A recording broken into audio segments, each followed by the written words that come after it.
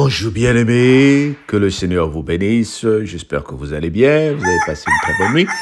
Ce jeudi matin, nous sommes en train d'ouvrir nos Bibles dans Apocalypse chapitre 19. Nous voulons lire les versets 11 à 21. Lisons au nom du Seigneur et que le Seigneur nous aide à comprendre les Écritures. Puis je vis le ciel ouvert et voici parut un cheval blanc. Celui qui le montait s'appelait Fidèle et Vérité. Oh, si c'est ta Bible, note. Si c'est ta Bible, souligne. Celui qui montait le cheval blanc s'appelait Fidèle et Vérité. Et il juge et combat avec justice. Oh, souligne encore, il juge et combat avec justice. Ses yeux étaient comme une flamme de feu. Sur sa tête étaient plusieurs diadèmes, et il avait un nom écrit que personne ne connaît, si ce n'est lui-même. Il était revêtu d'un vêtement teint de sang. Son nom est la parole de Dieu. Écoute-moi bien. Son nom est la parole de Dieu. Est-ce que tu comprends? La parole de Dieu est puissante. Celui qui monte sur le cheval s'appelle Fidèle. Il s'appelle Fidèle et Véritable. Il juge et combat avec justice. Ses yeux sont comme une flamme de feu et son nom s'appelle la parole de Dieu. Les armées qui sont dans le ciel le suivent sur ses cheveux blancs, revêtus d'un fin lin, blanc pur. De sa bouche sort une épée aiguë pour frapper les nations. Et il paraîtra avec une verge de fer. Et il foulera la cuve du vin de l'ardente colère du Dieu Tout-Puissant. Il avait sur son vêtement et sur sa cuisse un nom écrit, Roi des rois, Seigneur des seigneurs. Et il vit un ange qui se tenait devant le ciel. Et il cria d'une voix forte, disant, tous les oiseaux qui volaient par le milieu du ciel, disons à tous les oiseaux qui volaient par le milieu du ciel, venez, rassemblez-vous pour le grand festin de Dieu, afin de manger la chair des rois, la chair des chefs militaires, la chair des puissants, la chair des chevaux et de ceux qui les montent, la chair de tout, libres et esclaves, petits et grands. Et je vis la bête et le roi de la terre, et leur armée rassemblée pour faire la guerre à celui qui était assis sur le cheval et son armée. Et la bête fut prise, et avec elle le faux prophète qui avait fait devant elle des prodiges par lesquels il avait séduit ceux qui avaient pris la parole de la bête et adoré son image. Ils furent tous les deux, jetés vivants dans les temps ardents de feu et de soufre. Et les autres furent tués par l'épée qui sortait de la bouche de celui qui était sur le cheval. Et tous les oiseaux se rassasièrent de leur chair. Waouh! Amen! Celui qui montait sur le cheval blanc s'appelait Fidèle et Vérité. Celui qui montait celui qui le monte s'appelle Fidèle et Vérité. Il juge avec justice et combat. Et son nom est la parole de Dieu. Souvent, je réfléchis pourquoi nous devons écouter la parole de Dieu tous les matins. La parole de Dieu, Jean 1 dit, au commencement était la parole. Jean 1:1. Au commencement était la parole. Et la parole était avec Dieu. Et Dieu était la parole. Jean 1:1 que je viens de paraphraser. Et cette parole-là, c'est le roi des rois, notre Seigneur Jésus-Christ. Celui qui monte sur le cheval. Son nom est Fidèle et Vérité. Bien-aimé, est-ce que je suis en train de te révéler quelque chose? Est-ce que l'Apocalypse est en train de t'ouvrir les yeux pour savoir? Tu ne perds pas ton temps lorsque tu écoutes la parole de Dieu que nous publions tous les matins. Tu ne perds pas ton temps lorsque tu prends ta Bible pour méditer la parole, bien-aimé. Tu peux boire de l'eau autant que tu veux, tu auras encore soif.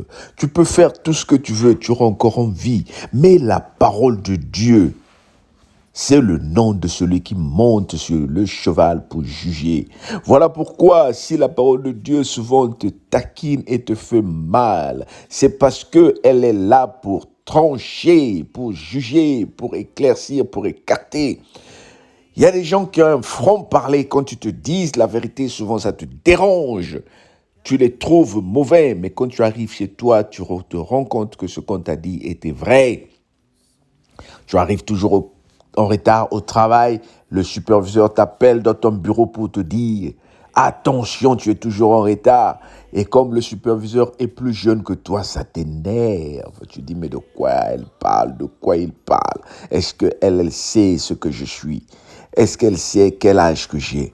Non, la parole de Dieu, la parole de reproche n'est pas là pour bercer, elle est là pour corriger, pour juger, pour redresser. Cette semaine, la restauration ne peut que se faire dans ta vie si tu es à mesure de te humilier. Quand tu reçois la parole de Dieu, est-ce que tu es à mesure de t'humilier? Souvent, nous aimons la parole qui nous encourage, qui vient à l'encontre de ce que nous voulons, et nous disons « Amen, homme de Dieu, je reçois ».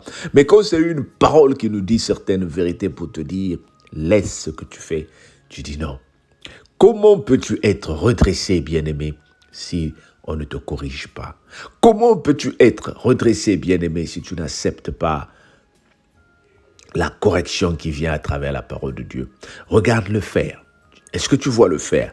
Il est très fort. Quand il est dur, il est très fort. Il n'y a rien, on peut le faire. Mais pour changer la forme de fer, il faut le plonger dans le feu ardent. Quand le fer est chaud, c'est à ce moment-là qu'on le taille, qu'on le redresse. Et après, il revient dur. Qu'est-ce que ça veut dire? Quel que soit ce que tu es, fort comme le fer. Mais lorsque la parole qui corrige tombe, on s'humilie pour dire oui. Seigneur, merci de me restaurer. Est-ce que je suis en train de parler à quelqu'un qui vit du vol pour te dire, il faut que tu arrêtes? Tu vas te dire, mais il est fou ce serviteur de Dieu-là. Il ne sait pas que moi, je n'ai pas les papiers, c'est en volant que je vais avoir des papiers. Voilà pourquoi c'est en volant que je vais survivre. Voilà pourquoi tu continues à vivre dans ce mal-là. Est-ce que je suis en train de parler à une femme qui sort avec un homme marié? Qui ne t'a pas épousé, qui te promet qu'il va repudier sa femme pour te prendre. Tu peux te dire, laisse ça là, papa. Là. Mais je te dis une certaine vérité. Voilà pourquoi nous sommes en train d'être sous la malédiction, parce que nous sommes en train de cafouiller, nous sommes en train de voler. Oui, des situations de la vie font que tu arrives dans un pays où tu dois faufiler pour te faire un nom.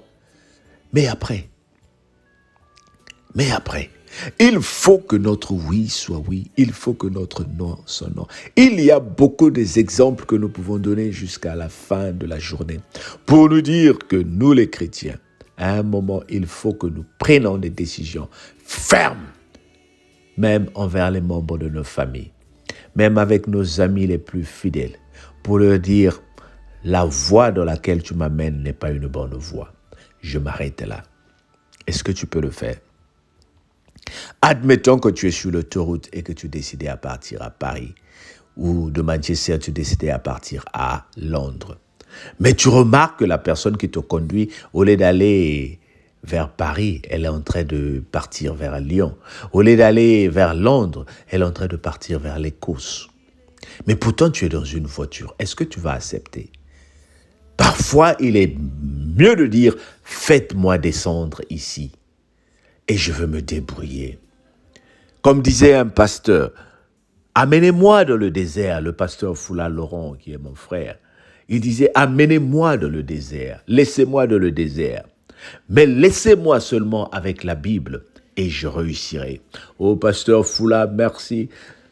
Peut-être tu ne te rappelles pas de cette parole que tu as sortie une fois que tu étais dans la maison avec moi, il y a peut-être 5 ans. Mais c'est une parole qui m'a beaucoup marqué et qu'aujourd'hui, je médite et j'utilise beaucoup. C'est une parole qui est très, très, très importante. N'importe où où on va t'amener, bien-aimé. Quelle que soit la situation dans laquelle tu te trouves, la parole de Dieu va restaurer ta vie. Il faut que tu la vales. Il faut que tu la maîtrises. Il faut que tu saches comment l'utiliser. Lorsque les problèmes arrivent, tu dis, même si je marche dans la vallée de l'ombre de la mort, je ne crains aucun mal. Oh, lorsque le deuil, papa, maman, une personne la plus chère décède et tu te dis, Seigneur, nous avons prié. Oh, souviens-toi de Jean 14 pour dire, Jésus dit, je m'en vais vous préparer les places et lorsque les places seront prêtes, je viendrai vous chercher. Tourne le deuil en joie. Dis, Seigneur, merci parce que tu as préparé la place de maman et tu viens la chercher. Oui, bien-aimé, il y a beaucoup de choses. Lorsque le désespoir arrive, souviens-toi d'Apocalypse 3, verset 20. Dis, le Seigneur m'a dit, voici, il se tient devant la porte, il est en train de frapper. Je vais ouvrir pour qu'il rentre dîner avec moi.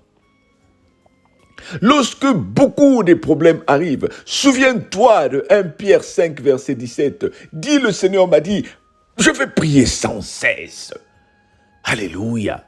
Et quand tu tombes dans le péché, les gens te disent que tu es un pécheur. Oh, toi, tu vas mourir. Dieu ne va pas te pardonner. Rappelle-toi de 1 Jean 1, 8, où on dit, si nous confessons nos péchés, il est digne de nous pardonner. Que personne ne te trompe pour te dire, toi tu es une prostituée, toi tu es un voleur, toi tu fus un voyou. Le Seigneur accepte tout le monde tel que nous sommes. Il nous dit, viens tel que tu es. Dieu va t'accepter. Mais cela ne veut pas te dire quand il t'accepte de rester pareil. Dieu t'accepte pour te changer. Dieu t'accepte pour te restaurer. Il faut que tu commences à utiliser sa parole pour avancer. Oh, j'ai envie de prêcher ce matin pour dire à une personne qui m'écoute, avance avec la parole de Dieu. Que le Seigneur te bénisse. Amen. Lève ta main droite et me pose-la sur ta tête. Dis avec moi, Seigneur, remplis-moi de ta parole. Reprends avec moi, Seigneur, remplis-moi de ta parole. Fais cette prière avec moi. Seigneur, j'accepte ta parole. Maintenant que j'ai accepté ta parole, rentre en moi, transforme-moi, restaure-moi. Je veux voir la différence au nom de Jésus. Amen. Que le Seigneur te bénisse, qu'il t'élève et qu'il te change, qu'il te surprenne positivement dans le nom de Jésus, notre Seigneur et Sauveur. Amen. Mais écoute, mais partage la parole. Nous profitons à tout le monde, surtout ceux qui nous écoutent, pour vous annoncer que la cellule de prière à la gloire de Dieu va organiser une retraite spirituelle du 19 juillet au 21 juillet 2024. J'insiste, 2024. Les Blancs préparent la Coupe du Monde pendant 4 ans. Nous aussi, nous voulons être organisés pour nous préparer petit à petit. Si tu veux participer à cette retraite de Londres, quel que soit le pays du monde où tu te trouves, laisse-nous un message, laisse un commentaire. Nous allons te dire les modalités. Sois béni. Kalaïngango. Hey, Kalaï Vigilance, dis avec moi Kalaï Vigilance. On se dit à demain. Amen.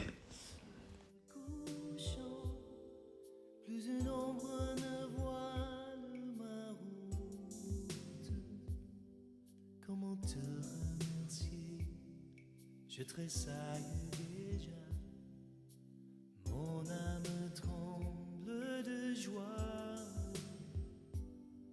Et je pleure et je ris, je suis ivre de toi, car je vis ta liberté,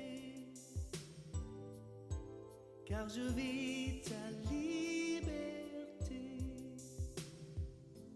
Où sont enfouies mes fautes, où a fui mon péché? Quel est le poids qui les couvre? Du soleil levant au ciel couchant, plus une ombre ne voile ma route. Comment te remercier? Je tressaille déjà. Mon âme tremble de joie. je pleure et je